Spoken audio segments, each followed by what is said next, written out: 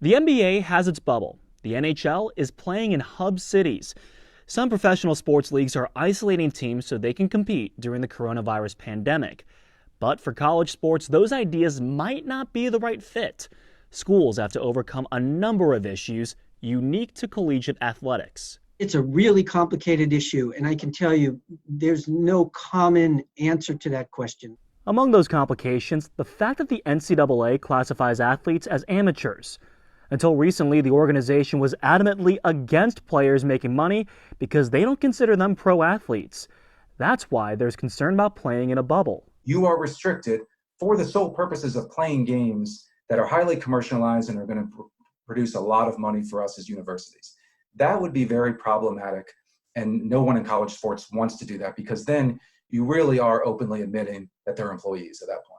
Some of the major conferences are scaling back their schedules, but that still involves groups of people traveling to different states, which increases the risk of contracting the virus. Plus, there's the campus element that factors into all of this. That even if everyone is careful in the collegiate sports environment as well as in colleges, there are going to be cases of COVID on campus. That was a concern brought up in a call between Southeastern Conference officials and SEC football players. The Washington Post obtained audio of that call. One player expressed concern about students returning to campus and going to class with others who could unknowingly infect the athletes. To the credit of a conference like the SEC, they are having this dialogue, with some players. They leaked out. They didn't want it to be leaked out. But I think the fundamental part is that the players aren't hearing the answers of what will make them feel safe. The NCAA has urged colleges and universities to create plans for athletes to train on campus safely. Among the actions it took, setting up a hotline for athletes to anonymously report institutions that don't follow all of the COVID-19 protocols. Major conferences are still holding out hope. That's because there's a financial incentive. If sports like football don't return, they are going to face some major financial challenges.